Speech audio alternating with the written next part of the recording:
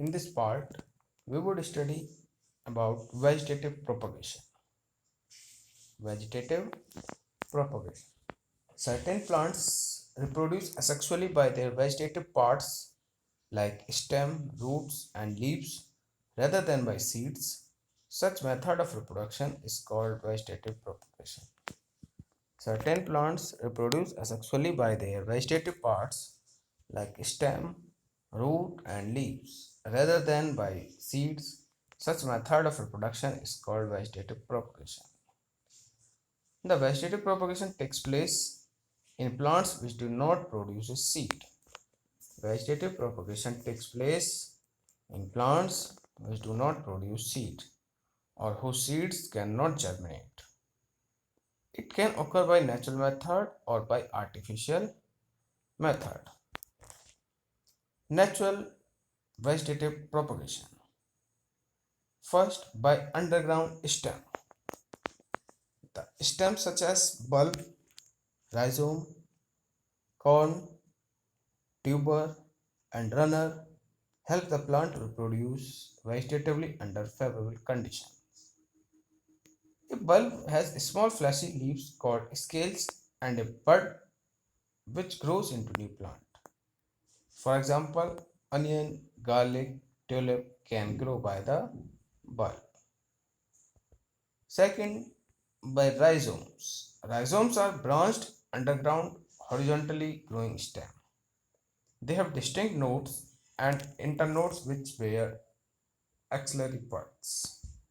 These axillary buds can grow into new plants.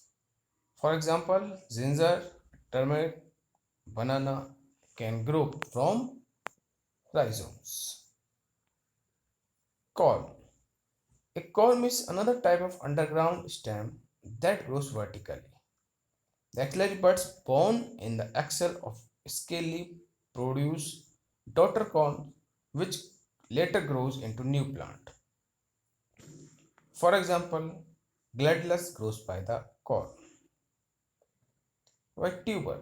A tuber is a modified fleshy and swollen underground stem which contains food for the plant.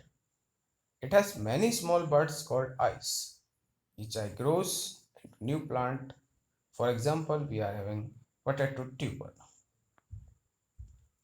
By artificial stems, runners and stolons are creeping stems which produce roots at the node. Each vertical stem arises at the node, forming new plant at intervals. Example, doggrass, wood sorrel, and strawberry. By roots, the adventitious roots also helps in vegetative reproduction. They become fleshy and tuberous. They have adventitious buds which can be detached and grow into new plants. For example, sweet pea, dahlia, etc. By leaves. Leaves of some plants like bryophyllum and begonia produce adventitious buds on their margin. When the leaf falls on the moist soil, these buds develop into small plantlets. On separation from the leaf, these plants grow as independent plant. The fleshy leaves of bryophyllum provide food and water for developing plant. So in case of bryophyllum and begonia, reproduction can be seen with the help of leaves.